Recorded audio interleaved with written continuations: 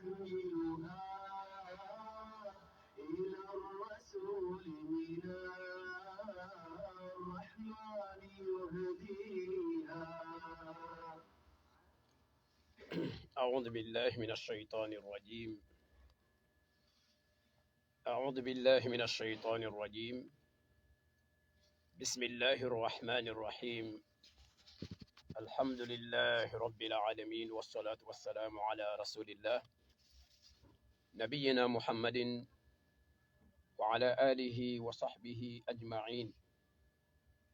سبحانك اللهم لا علم لنا إلا ما علمتنا إنك أنت العليم الحكيم. رب اشرح لي صدري ويسر لي أمري واحلل عقدة من لساني يفقه قولي. السلام عليكم ورحمة الله وبركاته. ترين كان غودا ngay nokusu ke wakati kundu gile jamane ke noxonga gen Sénégal ma debe ke noxonga gen Dakar ma bane su sellada falle ado xanne ngarni jofe bane su ma jaman nokusu ma kubeni igado batenga ti killetana gen Facebook ke oda su sukuni oda su mama oda su nawari oda su bismillah bireke be ogar Allah tiga subhanahu wa ta'ala oga nyagan khadi agan no sebati adina ngagen al islam aganna o sukkando annabi nyimmenga Muhammad sallallahu alayhi wa sallama akharangundunga dungaye to sondo men kara sufunna khayna gollunga ini debari ganta hadamaramme ango kor kebeda ona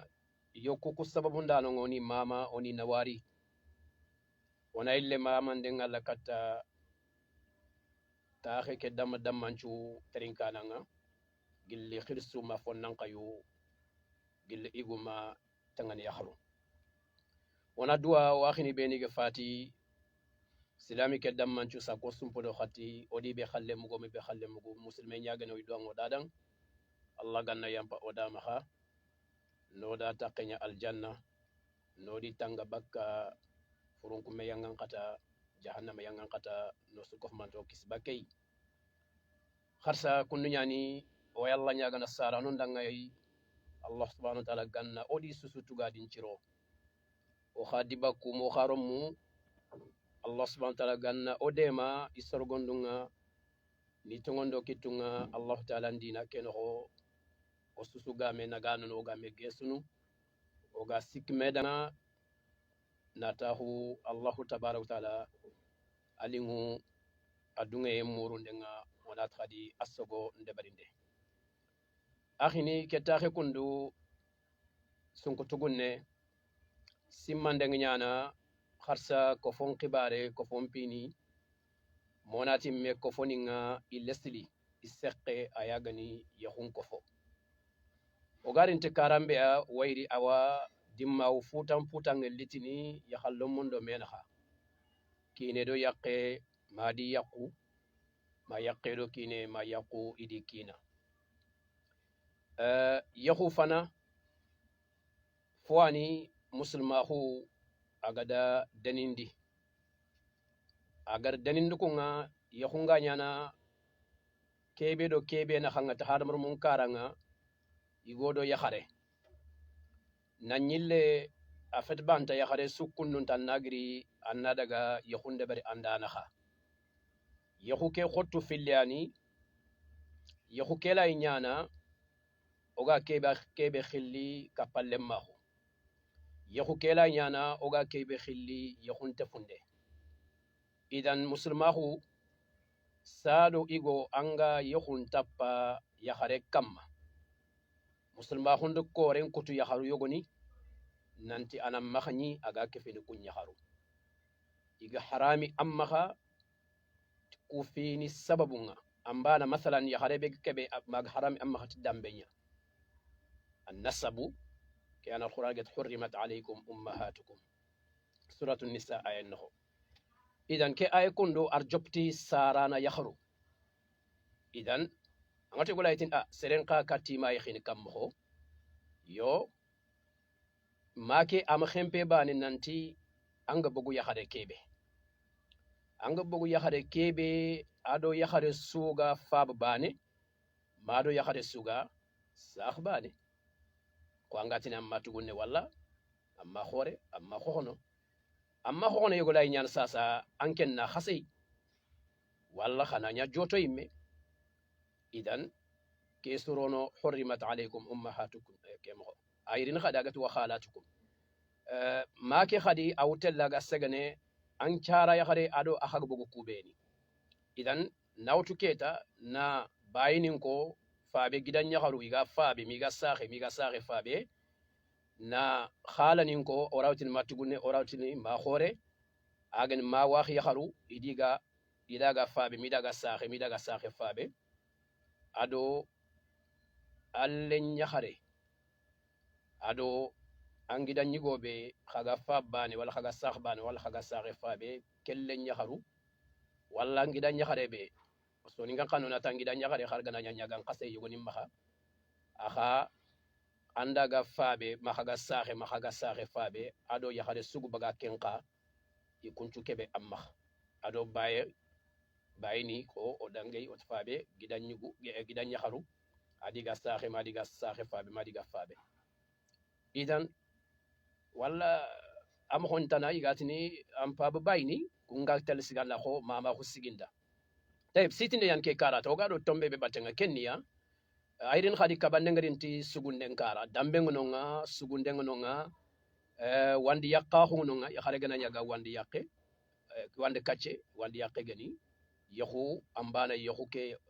o gatini subhangay wala subhantay madame gati yahun ken tafi khoni khara gana ni kattaga famine nanti yahu ke subhangay mana nyami ngay antelle anga ken yahu anga tinanga yahu tappa akam wala ya khare nyanaga al iddanga warengal iddanya ba am nyame wala furja nyani am nyame idan ke khadi tefundenta sahana akamma wala ya kharebe du tangante fe antel muslimi godanga andu tangante ngeni anga sangana ya khare am tubi bak sangenga anga kaccellonay alquran dikenqa adakaba hurrima dhalika ala almu'minin idan ku kundu ado faabe kagumu khagar kaba faabe khamaha lenyigo akagumu bimana yaqu idan kusitundu falle ogado kebe ondoa iga kebe khilli ta'addudu zawjat agani yogoni nati yakharinga biyahu ye manani fili lawnya daw famu yenda arawnya ni yakharinga biyahu inat kati yakhunga benyani bimana aw yakhini ay fete ndeberni aw yakhini ay fete ndeberni kela wnyana yakharinga biyahu alawnyana fillo kafme sikko kafme nakhato kafme ke khadi onati yakharinga biyahu bimana yakharu beni kampung fil bane sasa nandangi bane kat nakhato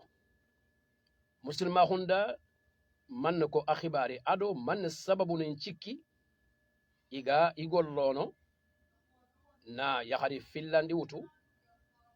gille yahu ke ma fan nanyahi argana nya bane ko lotkiya sababu nin danga ado bane gama kha agatina fillandi wutu filloga ke khabe ma agatina sikkandi wutu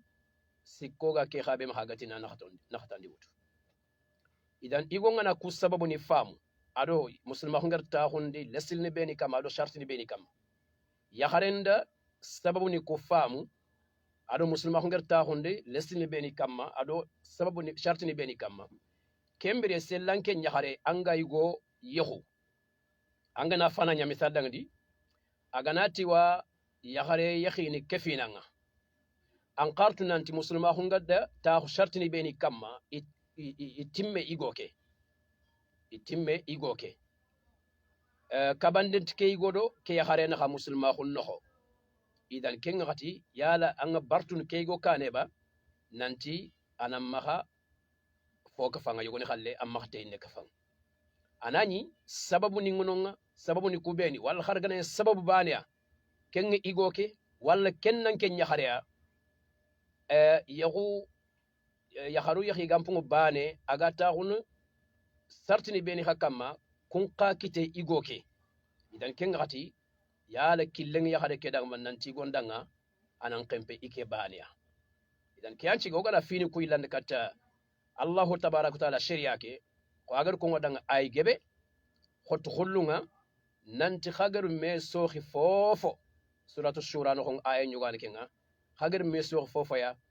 fa hukmuhu ila Allah awren manne khada kiten caga alqur'anul karim khada kiten caga faran cunna bi man khada gamur alqur'an khada gamuru faran sunna alayhi salatu wassalam faran biranta wa sahaba ni nyirin katteya iga trinin kitunga ay ambana igodi yaqen naha ambana yakhare do kine naha ambana lemme do sara naha kusu kite anbe birantahu ambana tahallemma do tahallemma ambana akhido akhi kusu hadithu ngai faran birantahu alayhi salatu wassalam sorongeri katte sahaba ni ngeri katte igu geni yaharu geni lummu geni sarano geni iga khotabe ga ido ikapalle makena khan iga koyin annabi sallallahu alaihi wasallam muslima ngere fube ko ken idan kembere keta muslime mahangiji men kotu banta tinyani gon nekke de berniya an kaya hare mahangiji men kotu nanti antinyana ayi wana fike koyi figume nya kon figume ashari Allah subhanahu wa ta'ala abegero taga agada kitu ngar katto ya sharia ngar katto ya gar dina ngar katto ya gar annabi nyimmen kayo ya nani annabi nyimmuri akelli yankane ida kefi de bari agani yahu ganta nabi la Isa alayhi salam ayam yahi annabi nyimmu ko no gar kebe mbugo tuwano ngaya idan kembere keta sefenti yahu kayim lesdin kama sikante nanti yahunga mashru'un bil kitabi was sunna wa bil ijma yahunga sharia nan ka hunga alquran sabati farenga di sen alayhi salam ar sabati ummoto non cuuha gel faren sahabe ni nga larminin cu isudunge nanti yahunga adagante nyani wayr alquran de danindi faren da asfa kam siri na adaganta ko ken sabati gadarag allah ma subhanahu wa ta'ala idan kembre igo atunanti yogoni khalla fet banta giri bonte lo khibare no nga amman kilu toho sababu ni beni ga sikki walla sharti ni beni ga sikki anga deber an kaya khare an kam harita an ngana mugu walla ndo wori me walla ntu nan tankina fay fillandi yakhini wal khal fillo ama kha fay sikkandi yakhini wal khal sikko ama kha fay naxtandi yakhini annat ay idan kattangatin ay ke ko tungunga nyana maha iganari sefe gana ita nyana khanaha ganay khata khunin sefe walla botu iga sefen khada khaga sefen soronda anani tungunga maha idan kembre o gana ille allah kitabenga o ille kat alquranul karim o ille kat farenga alayhi salatu wasalam as-sunnanga o nyini ke kite kunda gani igonna yakharu filli yakhini kafme katche conditioning danga wala shartning danga mogari kat shartini ku bane ado sababu ni beni iga igol lona kenga o gana tigo bi mana afat igu bane igul lay bak mewd yogo yeke sababu anchigi yogo yeke sababu anchigi yogo lay bak mewda sababu fu be sige keger fillandi wutu araw nyana sababu bane kiyani kat khager fillandi wutu fu be sige keger sikandi wutu araw nyana kin sababu bane araw nyana khadi sababu tanani keger sikandi wutu wala keger naxtandi wutu wa hakada idan وناتو كنت ننتي القرآن أمكور كيفي يو أما قل في تكون نقاطنا ور برنا وغا مخران دفنو دابتي يقولو يخري أنيانا أنتنيانا إذن أغاترنيا فتنة دو سوخرا يقولو يخري النخا إذن كمبري باني سوغانا شريا كيتو كمبريني أغا يقولنا أنا فوي خاقام فنو باني بل كمبريني مسخاقا يقولنا أنا نيخيم فينا خارغانا نيبانو كولوتكيا سفمري إغانيانا مخفلو والي إغانيانا مخسيكو walli ganyana makaya nakato idan kusu igana khura odanga kembire bane suntunwa isigran na manne antinyana fitna antinyana gajang idan allah gato danga ogada me futdo fofo ogar me soxido fofo ogar me waldo fofo ataki ten kat allah wa bimaana dunan hokere fininge ogi lanen kat sharia ke ina khura oda ina labe oda yo fininge kunga kun labe ndi khurangenga harmar mundo mena hanga muslimundo kafir na hanga atel begome alqiyaman kotanya kian allah ga ko ayun tan khadinanti alqiyaman kotanga ana kiti khana hanga bima kuntum fihi takhtalifun khagani me futun wala khagar me sokh fini beni yogoni ifogo bo kuntal dunkere alqiyaman kotanya amma adagantena madaga shari'an kara ke kunda ganati fa hukmuhu ila Allah kenya adagantena ba amadaga ba adagi gondang ba walla amadaga igonda adagi harendang ba walla amadaga harenda adag sarada ba walla amadaga sarada adag lemmendang ba walla amadaga lemmenda ana kenya walla na keko walla na kede bari ado kapalle makela tayib idan ogana daga suratu an-nisa joye kamma ona kori andanga ayenga Allah subhanahu wa ta'ala ndali wa in khiftum alla tuqsitu fil yatama fankihu ma taba lakum minan nisa mathna wa thulatha wa ruba' fa in khiftum alla ta'dilu fawahida aw ma malakat aymanukum dhalika adna alla ta'ulu tayib o yalla nyagana subhanahu wa ta'ala laganna o dema kinyande moxire brekebe agada no wonde oda wala nanya oda famuye mposire wayri alqur'anul karim allah tigame nyani o malla nyaga subhanahu wa ta'ala o nyaga subhanahu wa ta'ala ana o dema kinyande mposire brekebe agada famuye mposire nya oda wayri dinan fe allah digame allah dale fare njabu yonkilingu nam maharei o malla nyago ga yonkilingu ronei o gari kebe famu ona ko ogam kebe famu ona kinye tuwano ino dema afamu ndeng idan allah ta'ala anti wa in khiftum sorake allah do wunti manne na hadamar mun gangu o sukof manto ngonanti onan kanu allah ya ayuhan nasu taqu rabbakum odo mahallu shahid nyawtu mana oga tombe be kama ay be daga tele dome siri odo ke nyawta wa illa sorake wunyiti allah gado su gangu adama bonchongu ma adama romu ma hadamre men dammachu saka muslimo saka muminni igu yaharu allah tamanne allah ti on kanu ike ibegano kamanga agaro taga agaro bangandi bakka igu bane agan adama adi ikhoddun ken hagan hawa idan kembere keta hadamar mul lesirin chono ko adama ali suwane lesiri bane ke khurawo ke finawo ke gilo ke defo ken soni ken yakongo khannun kara ken bambara nyakon ken fulle nyakongo ke jamun sokyaba ke jamun khiliyaba ke jamun yafiyaba o subogol lesir bane ke agan adama idan kema bogo adama bege bogo dorenya ke bogo fo ke bogo kangenya o gatini kangenya pos dore ay hadamar muncu lesirni adama ya idan o danginiti may manne to ngondi allah kanne agan gole sirende berinde breke be sono menga to ngoni allah subhanahu wa ta'ala sufunga nyamari hallegene kebe ga sono menga ga bangan sufunga allah nyamari yunde berendenga na allah tabakke be fininga alquran de kiya sabati faare de kiya sabati nanti o dangine meyti kuwa amma fine fe khurefe jamane to khofe debe to khofe jammu fe allah ganno famu do dina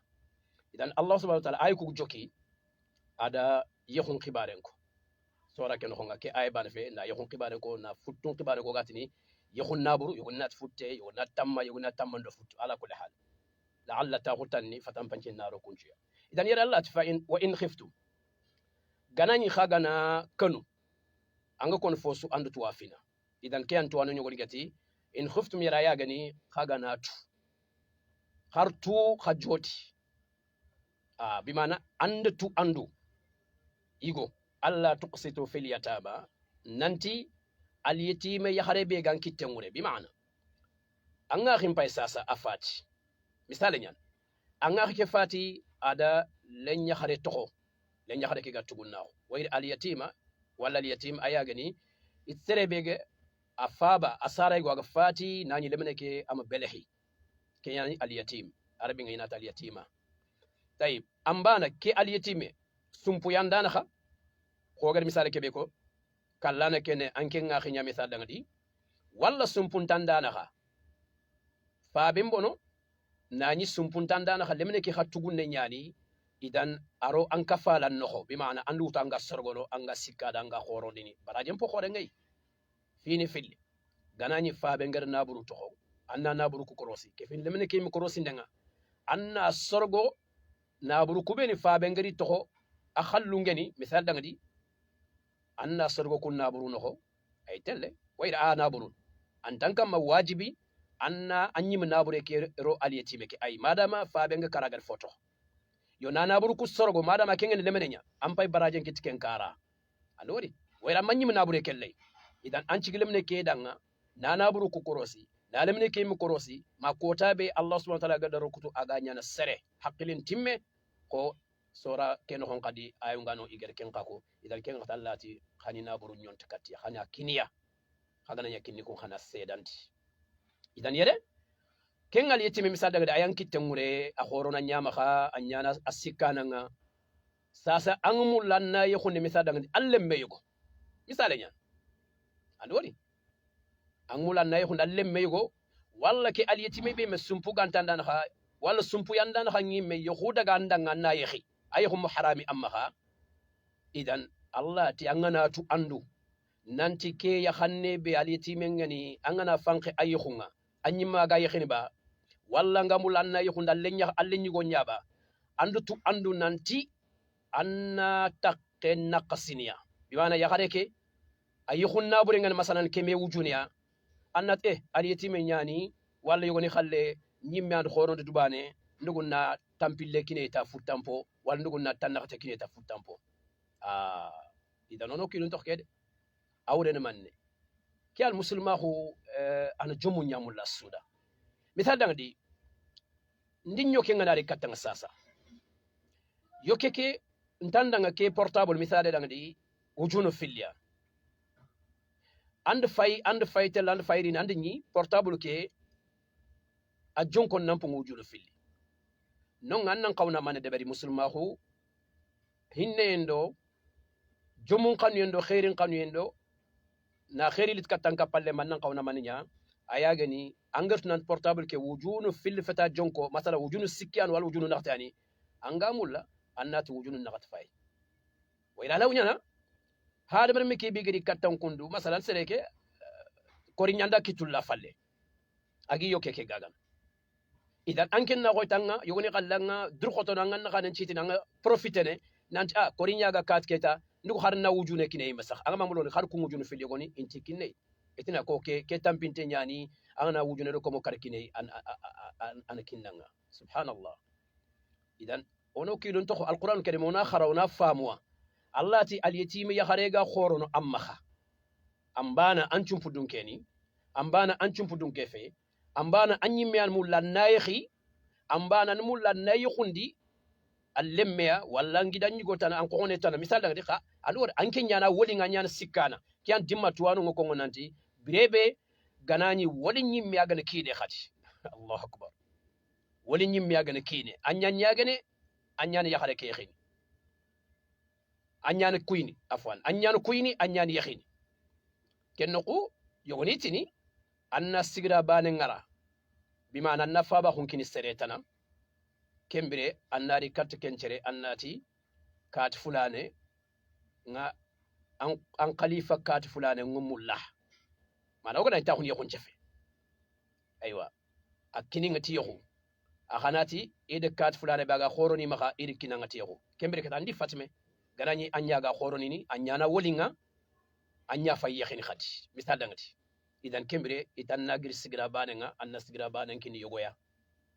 tay bala kul hal idan yara Allah khagana kentu igu ande kentu duya nanti angana roke aliti me yakhmusu alla tuqsitu anta telengono telengoy ken man yare agani na futtam pontim mantin kinai ado kebe gan qawa aga do kebe gan qawa a futtam pongan qaw tandume wujunia anna goita aliti me nyani walla nyimmi ando sorgonde goni khalle gilgil fa ben nankara tugunna yimma kekenke kharinga na wujunu tamkineta walla ngana wujunu karkineta walla ngana tampile kineta ayi idan Allah ti kenga no musu ke kanu gano ke jote gano ke tuwa gano musu awren manne danga kenga dangay utruku hunna khadi tono kammo ko birebe kiya gano bimana awrina aliyati ko Allah fag safani danga yere Allah safani danga ya khadi idan breke bado kibe gan qawa do futtampo be gan qawa ndu wor nan tammile nan jungunu an toro nan tikenkin nei Allah tim atokono ay khungara angamula ne khisu ado kibe gan qaw futtampo annakide ado kibe gan qaw yakhun naburi annakide maha fay nyanciga danga gilla tugunne kattaga khoron andambara jemur Allah wa tabaraka wa taala alqiyaman ko talla daga antugo ken khay yakhu kibe angamula na debari ambana nyimmi aga yakhini ambana lemmi aga yakhini an khori aga yakhini khana anaburen timmante nyakinne idan Allah tbreke be khagana kitu duya Allah tuqsitu fil yatama nanta khanta telengono al yatimi yahannuku bimana khanti futtampon timmante kinne ido yakhun nabure be gan qawa khanti ken kinne an kay mulan nayxi la idan kembre anga mulan nayxi wala fonenti ko buga akara da ngay ñeme kaane ko buga akara da ngay ñeme kaane itanga akara mulan chakon forontonya idan anga mulan na yaxare ñexi yaxare ke futtampo ngene kebe an ken na tanti ken kinne to ñongunde kamma bakati tax kama yaxare ñim xama fo bagay anda ay xama anu won anda bi bana ar kutu afalle mi agana yam pam maxay haqqe torant ken agana yam pam maxay foyogo torant ken alquran de ken ko khadi sura bade ken ko idan Allah tike gana nyaga khaya kado aliyetimi kuna khanga anga taga nya serebe afabga baranga anga ma haqqe akhalle ntimanten kin tando fabe nyanko ando woli nyanko misadangati anda sikano nyanko ando wori yere anke nyan aliyetimi ke sikkananga anya fay mulan nayxi khati walla nayxu ndam maremme idan Allah ti maha torde ado futtampo be gan qawa anna futtampo ke kinay kenga fe dangay a tono certain nari ana yahi akamanna a futtampo timmanten kinay ana yahu naburen timmanten kinay kiana Allah ke gana nyagano nga har alitimidi ku yahun tono nga fankihu kembre khandaga kubeni alitimini gife fankihu ma taba lakum yaharun nonu beni khagari khanu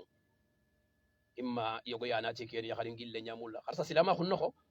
iken yakharin binne nyamulla iken yakharin kulle nyamulla iken soni ke nyamulla iken bambara nyamulla kharsa silama hunno hon wayri kedo farangati fadfar bidati din intime grinin atannan nori annan kittun tohu dina gumen yakama digamen katuko musulme mu'mini go idan ken allati fankihu khanan yakhi khakunyigo wallan kenyigo ma taba lakum kebe glingo anda bimananga kebe mulla gilli yakharunga bireke be keta reality me angana tanga yakhina anganta a haqqen timmanten kinney anganta futtampon timmanten kinney anganta yakhunna buren timmanten kinney to nyongonde nganonga ankin qala sikana qada sere lan taharina ga futin da taqqen kininde mbatte Allah ma khatoro dangay ken ngati anna yakhare tan yakhi aglinganda angamulla agamulla muslima khungam yakhu haramu khanaha kanat ma taba lakum min an-nisa taba kebe angar khanu ke takke gantali tuni kugu feketa to ngonde ngado ali timini kubeni battenga minan nisa gili harunga agana lingi go bedanga masna aywa diga men pay ke akam anda lingi go bedanga masna fillo kafu bimana fillo kafu men kaccenga to rantay yo ku fillo kador ko ngandanga abane bane su anani iya ayu khunda ganda anani khadi ke yahare do ke yahare bane kundu inta sumpu kebe musulma ko ngetona maka ikaf me ko inta fabe inta saxe bal anam maka nya khadi ifabe ni nyani walli ma ni nyani wayri kenka attinto buru agatel sumpu kutello ku yaharuna ha wayri fini be ni ganyana tayne do tayne naha ko faare ngar kaba na yahare kefu ibay at khagana de ber khanmul khana khasum sumpu ni nyakutu idan yogo ye alay ron yogo battenga yogo ye alay rono yogo falle kencere ganta khano yoha ina meni antel ko wachaya khile fayke ay khi sokke khileri akara khile khokone ngonga ina kin sokke khati ke kundu anyagi le fare ngati alayhi salatu wassalam Uthman radiyallahu anhu arfare ndi bakku fil yakhi qa imi meni akache nga idanono kilun token idan yara Allah gat ma taba lakum yogom magati ay kede yiri khanu fil yawori yakanu ko fil suwan saxe fabe walli suwan fabe walla wal sumputinte gina khangu sumare me musulma khunga kanna angani kofme fini beni ganyana tayne do tayne na khanga gilli su xey xibare agatel gajanguliti idan kunga jangu khagatel la ganyana sumpukute idan ku yakharun khang muslima kontini annama kun yakharu fil kafme ankache sumpun kara amma sumpun kutu yo annama khamel ke khangatini agana nya kenya on to khosna walu dubana ba wayri yakharun kun ko ferin tay gajang ay ot sababu ni nyano kun sababu ni gana kite awtel lan nganna de bari sumpukute akfen kaba'ir ninya gajange kundu ngado gajangen nanya sumpu dun kono na intibana ono kilun tokenga Allah ganno famun idan allati andali go be danga aha tarin kasiri de anga ya khare be yakini nallinganda war famu yar khadnan ci serente sere forcel katiyo mangan soni ke nyawtu ono kilu tokken Allah ta ma taba lakum khibaran tangano ko yakhana alqur'ana no deberniya alqur'ana no deberi khibaran ga tangan yakhana nyaketa igo nyagan ba yakhare nyagan ba Allah ga ta ma taba lakum o kunat nyanchukanin andanga yogoni khalla nyakharin panan kenke mana nyasoni kenya masha Allah ku gana ta nyakharin panan kenke masala magana nya bambaranya walla yakharin panawo fillawo sikkawo nakato annamga magabugo sonin kon no honde bal yogoni me sonin ken ban fede annamgu mana nyanchum pundun kenya jati laga no yogoni anu yogoni khama kay kenno kannam gande ana daga khanne tan wutu angana kar ken kane kena bure su agana khay adana dagi kara la ilaha illa allah angatu ma kay gon kale kay khade kane ma kay khadan kale kay go kane idan ono kilon to ko ma khame fuddo fo o gan xawna me fudda bat oy me ko ngotalin qade nanti seredo nanti gajanga di benne masalan ndu wori nan daga khabila ye khigatina da sereri ay bonon defe fulle abonon defe khasonke abonon defe bambara abonon defe wolfo abonon defe nita man kam kamem musulma hunke o ta khadan de kenya khamma taba lakum kengono ma taba lakum ke kenga nyanti none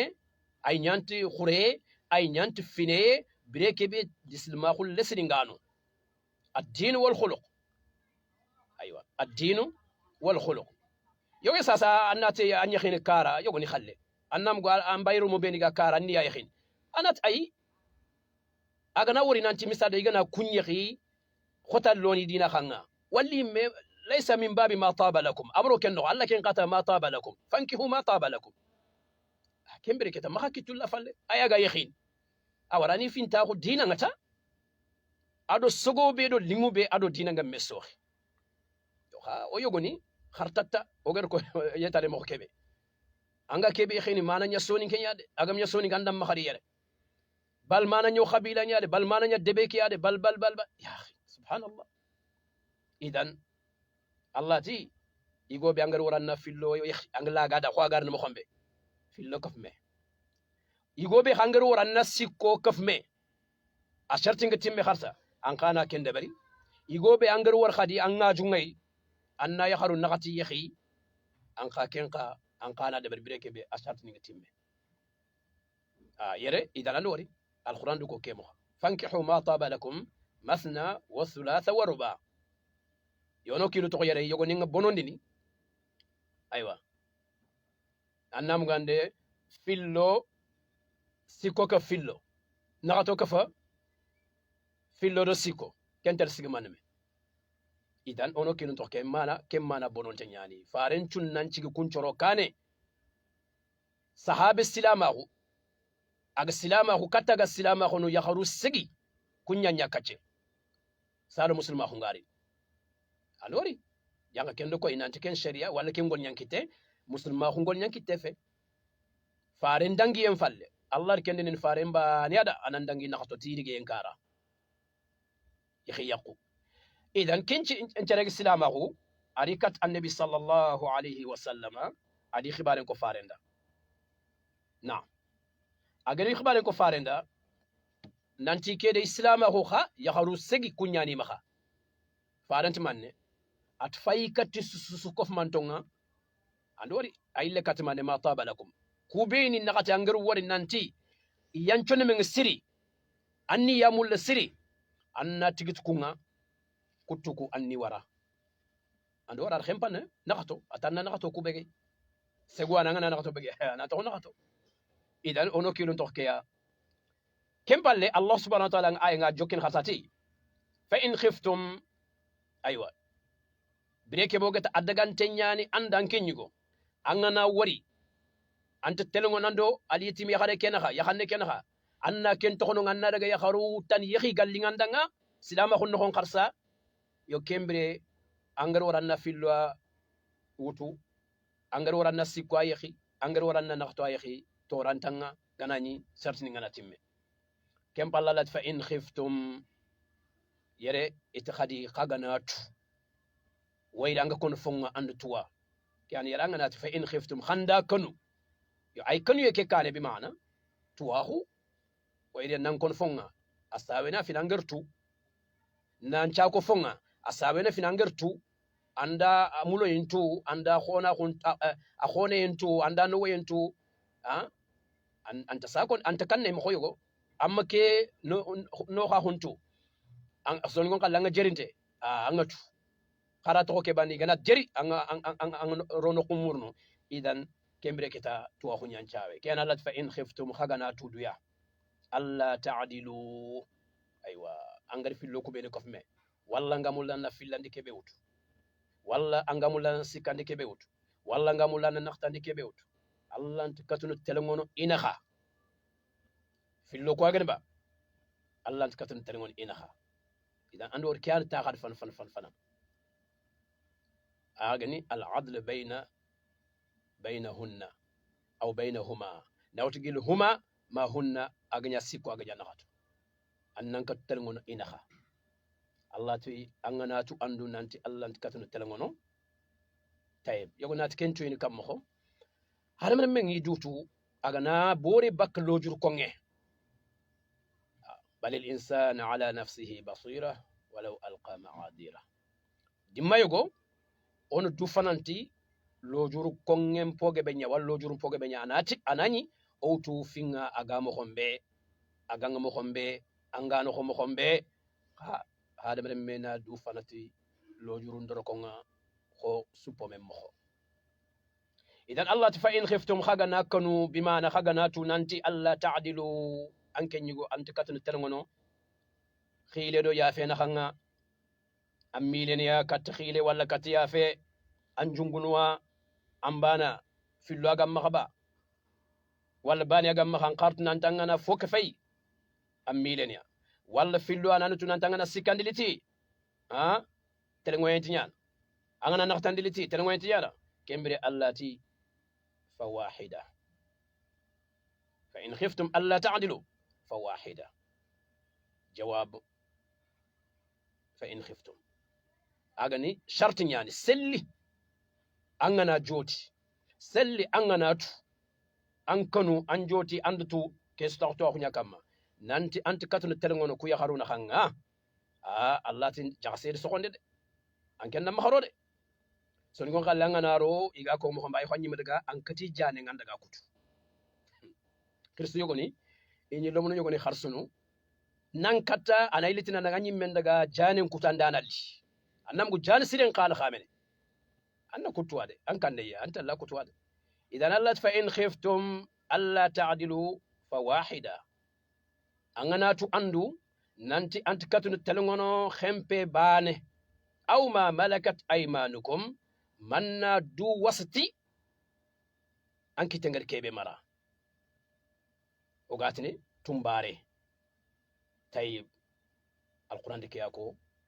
ta'addud zawjatin qibare angulana fillo yakh angulana siko yakh angulana nakhto yakhi fana allati annanya telengonte angartu nan tallay telengon ya haruku naha mogari to anu ngade wasa telengon nga murni igonga siginda be ado nokuni be ado fini be ni bat allah tangana tu nan tanga telengono anken nallo fo ya gampu bane fillo wala sikko wala nakhato yo angana tu nanti anti katunu telengono allah ti wase tambano ko lotike itandango kannam prewo itandango khakhantewo anke kena burgebe gamma anke kukani gamma anke kundu kesu mahallayde angatu nan tallal telengono allah ti fawahida khempe ambano kolotike aw ma malakat aymanukum wal yaqqi gantam mahimme an kempene an tumbarenya anna du wastike yo ke kalimat tumbare keta sasa awduba mahallu su'al kiyan alqur'ani ada fonko alquran yanqdimma a ganyai naam yogonat khad arawrin rey hankay arawrin rey gana kite ite gana kite akillen manne aya gani kafir ninti musulmon danga khant khadinan ko yare musulmon to ono dinan ko ono de bernia igiriti xenne musulmon di du dafa o musulmon kompinante joppana xenne in khirinde nyaade ban fana khiri nyana maga jomu nyana maga ando kebe geda safani yonkini danga asafani halmen mendi fofo danga naburu am fofo idan anti nyana ampina ga khenne igana khana ngana nadu dafa allah de niyen kin muslimu masalan ir kafir ni laga idi gu khorol laga idi yakharul laga yo kembire igu kudo yakharu kusunanya muslimon ki tumure kat gajange nga dejene khobe nga sakka khusrat muhammad gel ko mo kebe hatta tada'u al-harb awzaraha kembire keta fa imma mannan ba'd aw fida ba khana siro ida nga khani wara ma kenga fe khana musol lagiya yo hassasa kon katunu tini ay ke kat fulani faydi khare nyani tumbare nyani nawti dandagi dan kefi mo khobe gallingida anyima kilu ngata hun akhil muslim kiano no kilun to ho kefi anna yogoni mu ko ngi alquran karim ko ngi tayba ko ngi alquran dagi khare wut sasa an tumbare nyana dandaga anda kefin sel anyima kilu ngata hun idan ta'addud az-zawjat allah sefa kamma angalant fillo kap mi angatere ngono angalant siko kap mi angatere ngono angalant nakto kap mi angatere ngono allah ti khempe ambanu ko lotike walla ke ngantay sella angani dimma walla ganari ga jangerando kafir na andi yakharu laga andi gulaga anda tumbare kitiya khalas yo kenga fe lengantin ko danga an tumbare nyana daga kapalle mba hunde berni walla ngatella gaga ko tamise ko sugo ko jexe khona ay ande ko kenyana koy lenki anyi maga sa ko no ankilu ngata hono anganti khili jene subhanallah kan corona onan kanu allah subhanahu wa ta'ala ona dukuro sirin sado kalle ngoragana ona dukuro sirin sado ga sak sambakan kam kalle keragana en khars idan kian farengati fonnan qawi jama khayhi ibi angana tuduya khanyunga nga katudangi ngamma khayhi atfaman lam yastati andori atfaman lam yastati begam katada nga fa alayhi bisawm andori atangam katada nga su du demat sumenga du demat sume idan nkenti yakhin wo nkana regenia igo nyanan nti yakhin wo nkana regenia ya khare nyanan kema daga de kharnan daga tawbane nan qidi nan masala nan laqime na me fay ndi mo koygo ama daga sefe mari na kapalle ma ko debali ti khana ko toxo ti ma xambana ko toxo ti xanna ko toxo ama daga de yahi yahu jogo no gamma yahu kadange gandanga angalanti yahini farenta na dude mat sume ado anna lato bakka fini be daga khanu en nyonkono ganani khanu en ganga khana buren tamma kadange tamma angalaga yahini an kam yakhare kita misal dangadi aga dunge nan situation angodo bane ke yakhare kita ay keken ke mi gandu go do filla kita kangana yakhare kita aga dunge na angal halanga aga dunge na moho andan kori ke aga mulu kundunga torante ona ken qafamu sarano ko ino dema yakhare gana khani igo agama yekhi agalla kutana o kunata miskina nyan ke igo fontuma yakhare nti ke dunga di miskina ko ke imulla ona sombi nyima mini ona jimulle nyima mini ona tange ke nga bakka allah ko te golleke o sara no tinya antinyana subhanallah ali annabi sallallahu alaihi wasallam ala nyakhare fatima radiyallahu anha aga legin katikine ngo ta kebe tu anon tirina na ko ngandanga aga legi wuro kebe igi soxu nokube ku matala ni fe ay igi soxu nokube tu anon na ko ngandanga idan o ku harda go nyalen ka gana nyanko be tiniman matala ke mi gana nyanko be aganta mange kam aganta soren kam tiniman la ilaha illa allah anke sino manme anyi khoyodo manme tanjike sin anke dal yogoni khalanda no khontu susara ke nyinyi chaqiya allah akbar mare monari so nyinyi nga o kamma nyinye o wuro du nyinye o sahaba nyinye o gana ro khabrani nokho khoron saberni nawti nyimme ya khoron chabari ona duna bugo sondo mo ko na duna bag me sondo mo nga ona fayta o yakhuni ko gi mo ko gomonen mo xombe abada otina mo xom gom iganat kat da la ñaximut mo xom gom ka xaganat ngumul na li ñaximut o mo xom gom subhanallah ko ta bane million na nafxe ina dépenser on a reta khadi o ga wunu o ga nimisini ono wunu ko angel sima tuwana ke ga ke ko ngon khudun kullahu nyani ali kenya na ko khudun kullahu nyani kada safandan nga ka o yimme anta hono gatira soroku angama nyawo soroku angana nyawo soroku idan farenti begam kat yohundanga khanu yunganga kha likke Allah tingana atanna dude matsume khangana ya khare kita gandam miskina ko kemulla agandan kori kemulla ati mona nchugo dulun kanga ati mona nchugo senga ati mona dore sombi mini ona sombi nyara khata sara non tin mana yogo isna kuran khibare fe o ya finnikeya o modoro mum bosi o tampanga mare malle falle menyana tammisenya ba ke yexi wo anan kam man nasrogwa am yexi wo anan kam man nasrogwa idan kembiro no kilun toho yaxu silama ngarno wonde mo kebe o hadam ro mo yimeni o musulmo sakka oda khotonde me kam ma buru or khotonde o yimeni kam ma khati idan allah ti begam kat telengono angartu andu nan Allah telengono ma kharode awrena taguman cungori anatu anyimme idan khempe ambana kolotike angalan bane gantam ma khemme aw ma malakat aymanukum walla tumbare gamma kha kangamati simme ay nyanko kota simme ay nyanka wakati alhanani ngi mo kebe ado sasa ine kem mo bana ba itnene gure wut bane haqqile fo famu idan lenkantel mediko antel karapiko angatin antumbare nyan ankenti khini ando ken nanya dome andaga kapalle ma khode berna nyima kilu ngata hunu angantra gan nan tanjeniya ado kanya khare khandu ngan andaga kenga idan ono kilun tokhdi dhalika allati qad keworde kan kenga o gati abe anglan telengo nando aliti me kena khanga annam makharo wayri mile nyan ibe khangar won talal telengo no yakharu filina kha masiko manakato annan kempe baneke a keni safande nya khadanga de adna ayantinta alla ta'ulu khana wasi jungunu mannatimme ayankatunu khademana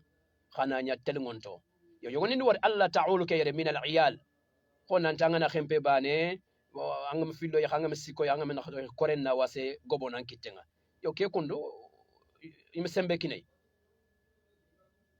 kinai wayr manne anga yugo nyini sasa ya kharim bane koloti ar kenya yi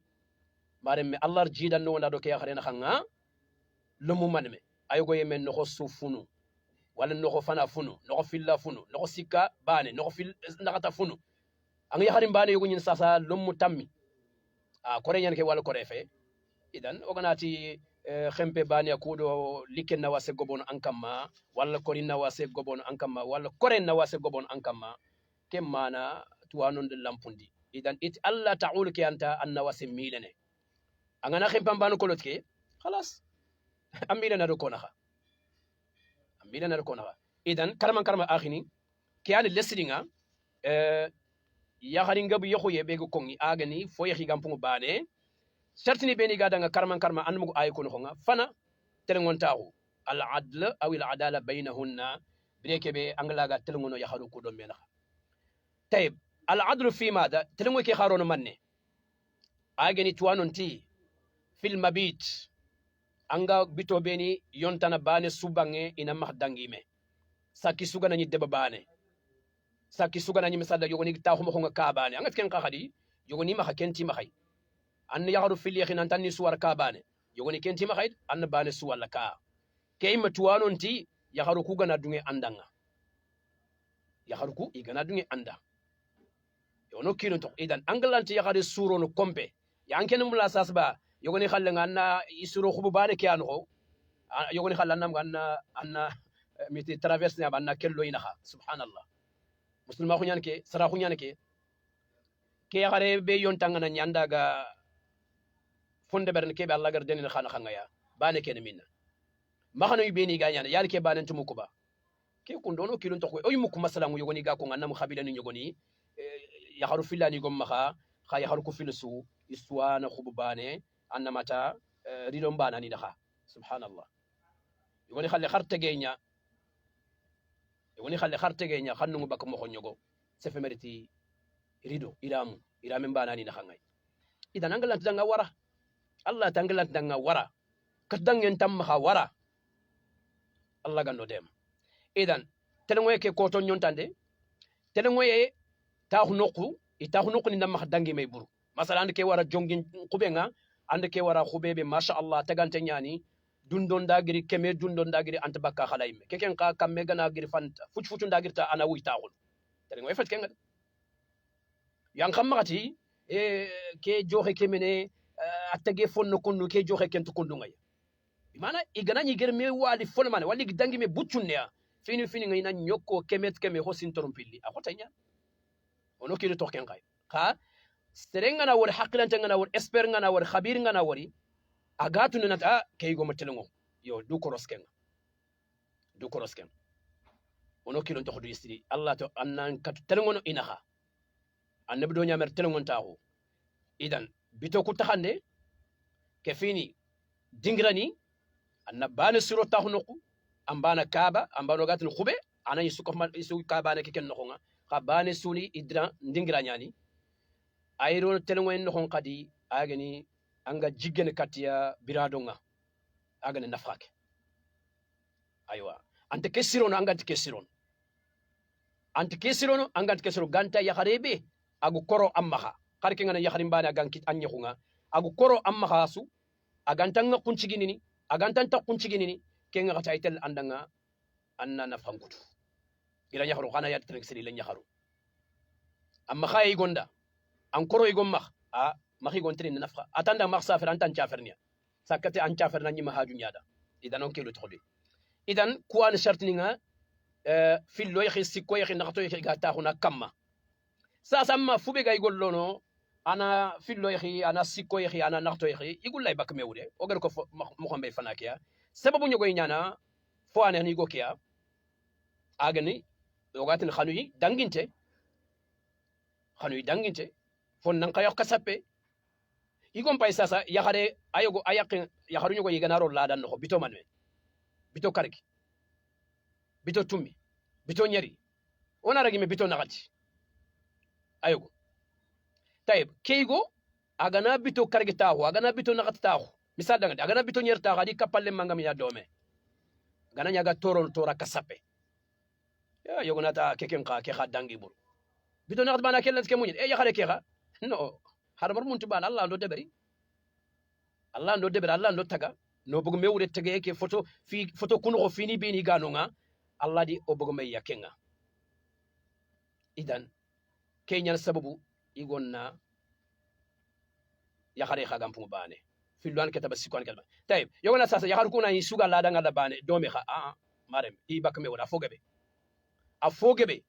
ya kharu be ni ga kine antinyi ni sugaro no la danga do me ala kulli halaga nyama khosu tuwanu tike nyana sababu foyo khari ani ya khare bange agani jidan kara agana bange nanti jidan bala ke sababu nga akite ya khare ke bange sasa igoke katudangen qayma khana buren kara onan tirindi tuwanu sasa igoke na ya khare kafke ya khare ana ke ya khare tukhi ya khunyime ana sorgo ya khare ke ya khunno dangongay sakay goke ay demani dinan kamma ay nafkhan khadi igongo baraje kitatike nafkhande ya kharen qad dangongay ay ya khunno katudangen ngay goke maha ana ya khare tan kefke ya khare kenyam fusuntuba mada maglagada mana ya khare ke waraya ana ya khare tan wutu ando wari tuwanu tire ganani gongar warnanti katudangen ngi maha ike ya khara majidi wala filloy miswani majidi anmugu akha bange nantan ya kharu kwa sababun karanga kembri katudangen ngay gom maha alay fotan wutu mada magar tu nanti daw telongono katudangen kay maha ya tahu nokunindo ko to nyontandundo nafqa ke sukaranga idan itke khalenya sababu agay gollono ana foy khagam fungo bane gil ya kharu sababu tana ayagen ganani igon safari ngebengen igon safari ngebenya agana safari khadi ay dallan idan ita hotelle yogona sasa agana safari aga dallan donc ada nyakhinonga yo ana ki khare ken to la merde no ngan muko yogoni la umet kenka agana safari sasa misadang aray nyana imu lido iya kharim bane nandaka agar qur'an de bari agar sollim bagan de bari naam agada sollim bagan de bari adi ya kharim bane na safari kella nyana yo kaga nani anke ban ko lotana maka khara danga na safari an ladan no man de nyana wallahi may mullin chafade idan na daga an mutinte yan ida ala kulli hal sababu ni ngono tuwano ngadi ko igaron haqqile shari'anga dungiya kungana ni igonga migana ni yakhare awtelle igo katdange ngama kha ado agartul sharti ni kubene dange nanti la wat telengono ila wa nafhankini ana fo yakha gampungo bane ayugo khade an yakhare kiya mana safande nyan yakhare kela igo fay ke sasa ar wori ke yakhare igama bogu ke dingira su yakhare ke dinanti silon ana yakhare ke yakhi kudo ana bogu ken dingira no nga na muslima khun chafa khati nan chafandi muslima khunda fare nga alayhi salatu wassalam agar ku yakharu be suyehi mare mangana foga gebe mpay khonno ngati fare nga yakharin qannana nyan buru an mugu kenyan roke yakharin gebe yakhu yasa ngati kun ta kun kenya kamata sa khote ma khayno ni ko ngati ken khoteya la mare me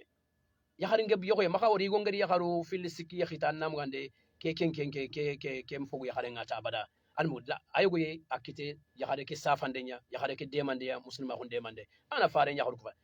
ganye kenya gana ana daga sunya yakhanne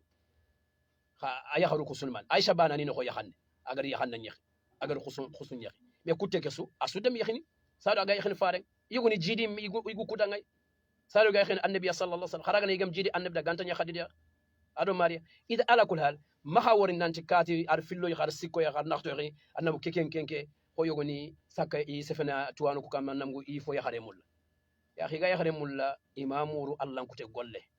iga yakhare mulla imakinye ankagume horna diga mu togi ko ngomeda horno tuwanu ndango horno lalimini ndango ibogut allah killenya ibogut allah sharinya ilay danga ir deberi ger ku gabeni yakhi yakharu idi khanut allah wa idi kafit allah wa idan an laqillaga bakiya angat debar mahadabari wajibi fi ankama mahadabari khangana nyimul annadabari agata hun ta khadu beni kama odi ko nganda amma sartini ko sababu ni ko sartini ko di ko nganda sababu ni ko igobo nyani wati nga atimme kembre ke tona sigire ya kebe ga toho ko riyan laikin nan insha Allah tabaaraka wa taala idan igo ngana wari ina fillo yakhina sikko yakhina nakhto yakh akatu dangi ngada telengo yenkara nafrankara tahunu kunkara nga maremme gidanya khare makhbartu nanti antinyan angato docteur gidanya khare yogoni tin manne anamu nkedan kenga sino tammi angani miskina khunga nyammunyi anda ya salam tayib angamunyi adang tuko amunyi adat Allah sasa angamunyi keda khairi ngari namma kha fotana wutu awren kenya la kunnum be idan ona diga muwatu tongunga nyano makhaya gaja nokube tongunga nyano makha anna gaja nokube tonganta makha annam go anna miskina nya almugo isebrandanga imunyandanga sasa mulanna fotan kefike wala keta ankene man mulla ike anga fofu mul kakere ikinanga idebernandanga angan chogo kit ya akhi otandanga foyogo ya afeta akori sogo kitamma anga chogo ni ko ngonanti ya xaringa bi xoya ni igongani kori sogo kit ya xarim maxa wayri ya xarim bane gana ni gom maxa ana maltraité ne ani sogo mbakke ya xaranga na xirkat hajube atir tarana xa gilli tay ne gana inonta concurrence nyan gile la gasara na bente fonta karma yogo na gira na ganta salle ngara fonkara ana ya banu koloti amani kende berne fene misale nya ke banu fati ya xaringa bi xo sabab wala tin ken fola man nyaay misax foyogo yankini gamuli na xar kebe alla an ya xare kiya agamuli na xar kebe xi ana safana dinankara dunakaranchu misada idan maxti gondanga nke muñi andangande tampile sine walla nke dan anyando xolun karana fangun kara lenga natanga fo kapinkiya ayankenkiya ammin ke tuga anyanginda fisiringal la mare me gidanya xare angar gol sire be de maxa bonondi idan xorom muñi meda xoron cebri meda fike koy muslima xunga madama gana khura gana bange nanti goki ado fillandi yahu yanan qawa walla sikandi yahu yanan qawa wal naxtandi yahu yanan qawa xama khabartu xama opposé xana ñat Allah subhanahu wa ta'ala an qaygo ma bonte tan nanti nallo ya harungu tampin amma aha ono kilo to angati ganat ya harungu tampin amma haadam rem mesulanti sogon ci sukit ke duna yere haadam rem mesulanti kapalle man cogon ci sude ber ke duna yere abadan yo kikimbe o ganati kemenya gani tankargen kite wala tandumen kite torante yo xamare me keme kay mamma katta danga bane kay man natanga fillandi wut Allah danga natanga sikanut ante ando kutelmi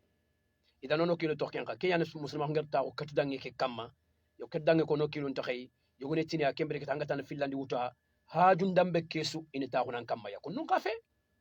nam ga nyaga tan nyina ke nqade an kede ber ndanga an kede ber ndanga har kibe hammi gante walla haju gante keta anati ronir angat kunna gajancho fonya kunna gajancho fonya anya ambana da bana kolota minya har kuntrini nayi amni simmeni masaga ka kotabe adan chorgo ikat dangeda ay mulina fillani kefan walla sikandi nyana gar naxtani nyana gar kembre keta bane suna daga fudini ngasa abada haju nyan ketkenta annam ga nyan tan ni khina ngata ni khina kenke ke ande subhanallah kunde fe subhanaka allahumma bihamdika ashhadu an la ilaha illa anta astaghfiruka wa atubu ilaik allah ganna o famude odinanga allah ganna o famude odinanga allah ganna golle no odanga allah ganna golle no odanga khalsi odo allah na subhanahu wa ta'ala allah ganno la tondi yonkili ngorondi allah diga men no fare diga men no allah dina no allah ganno tanga bakkenga allah gadi diga men ko mo hombe angar famu sahanta na jofananga ma famandana le katuwano nga allah ganna khairi ngoda idan ya khare igo khor suñile kat allah kitabe nga lemene khirse o suñile kat allah kitabe faren ci nga alayhi salatu wassalam o biren na gomu allah ganno biren gomu diduna ana gomu alqiyam ko tat aljanna roy ngawdo sarano do muslimi ke dammancu wonat khadanga o khempen khadanga yere waxti nga tembe o yampe mo rogar tan ciakko beni wutu khana wasela tono la alla killenga na gomu khibaro ngi lo dang tibakel inshallah wonat khadanga o waxti falle modo khaga gomu sunku khorenga allah dungen kamma aga muslimen ci suwada ngay lenki wayri juma legere nyan kiya 2021 no inshallah tabaraka wa taala allah ganta nyango danga juma legere o wi no nga talla sidon ada nemanga idan kembre keta ona men khudun kullahu ona finin qalif meya ko to ngaddangini wuru ngaddangini sino ngaddangini kharangunde ngano ko sirin ciri allah ganno famundi khado akhni ñu do me abdurrahman faba ibrahim remme ahmad sisoko odo o technicien nga docteur gay gunjom o suna khamama ona khanawari o khana abdurrahman mama ona anawari onat khadanga oy waqti falle inshallah taala السلام عليكم ورحمة الله وبركاته. الحبيبة